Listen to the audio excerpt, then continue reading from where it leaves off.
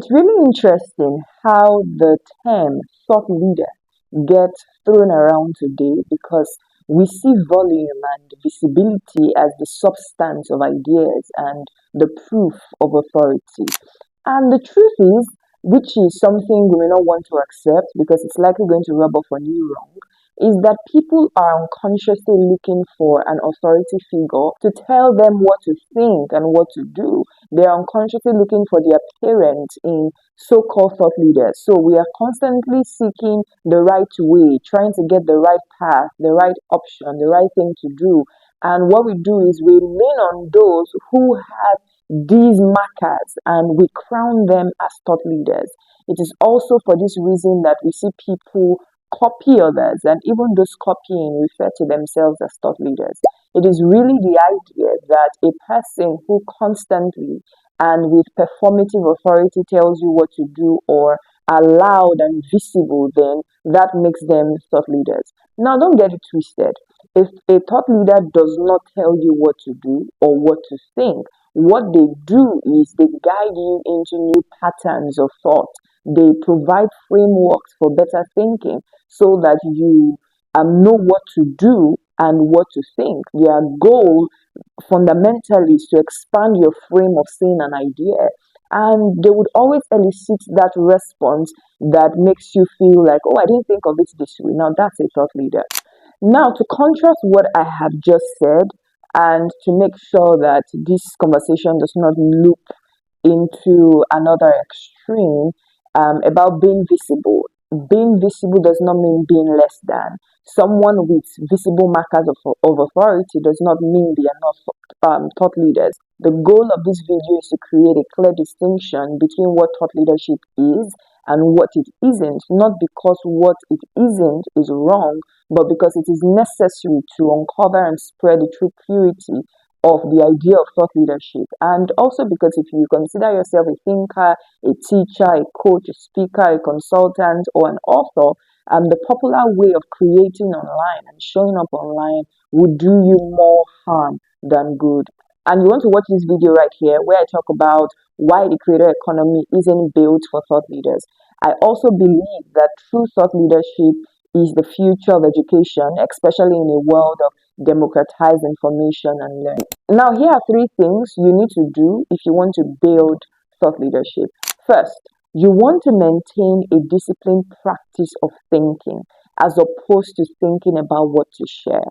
Now, these are two different things because one produces depth and original work, while the other, on the highest level, can just help build that recognition and maybe credibility, but it tends to compromise depth. And if your work is about sustained transformation, if it's about deep change, then you want to maintain practiced and disciplined thinking. You cannot engage like every other person, and you cannot dumb down the essence of your thought leadership to fit the creator economy of simply churning out content. Now, secondly, you want to be able to codify your thought into intellectual assets that explain why that thought matters and how exactly it changes our understanding. Now, this is where content creation comes to play for you as a thought leader, but it starts by first creating the intellectual asset, then communicating that through content. So it isn't enough to just show your thought. You have to be able to communicate its strength and its relevance such that it meets the people that it's meant for, and such that with time, your idea can become adopted at scale. And by intellectual assets, what I mean is frameworks, models, or narratives that help people see what you see. So it's not about being visible, but making your thoughts visible, spreading your ideas. That's an essential distinction you want to hold in your heart. That your goal for showing up is not necessarily about you being visible, it's about making your thinking visible. Now, finally, and the third thing you want to do to build thought leadership is you want to have a dual system for thinking and publishing your ideas. This means that in addition to maintaining a discipline for thinking, you want to design a system of publishing that honors your thought, that honors its depth, and honors the mode it has to reach people to shift their minds on a fundamental level. For example, You cannot be creating lip syncing reels for ideas that deserve a long form article or an essay or a workshop or a newsletter.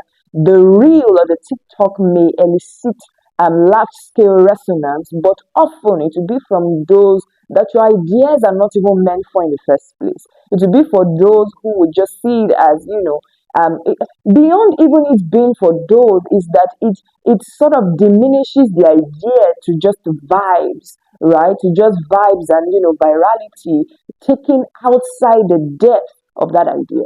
So you don't want to pursue noise where you need nuance. If your ideas requires context, if it requires depth, if it requires real inquiry, where people need to actually pause to think, then you need a publishing system and a cadence that honors that.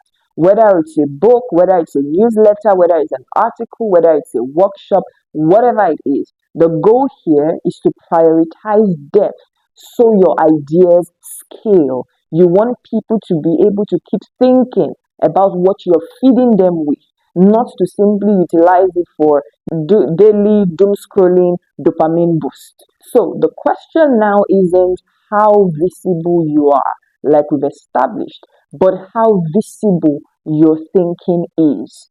Are your ideas codified enough to travel without you? Do they create new language? Do they create new distinctions? Do they create new ways of seeing?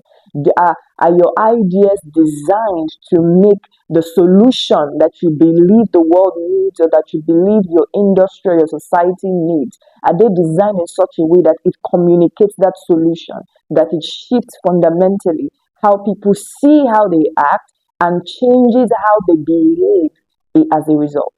Because that's the essence of thought leadership. That's the whole idea of thought leadership. In subsequent videos on this specific playlist that I've created on this channel, I'm going to be going deeply into this, showing you what it actually looks like to build a body of work and externalize your genius. The necessity of building thought leadership, especially in an age of anti-intellectualism. So you want to stick around, you want to subscribe, turn on post notification, however that is for you. This is also the second stage of my Genius Act framework, and I have a video on that I did, which you want to check out. And this is the Genius Expression stage, which is all about converting the inner work of who you are into form that shapes culture and changes people's lives on a fundamental level. So see you in the next one.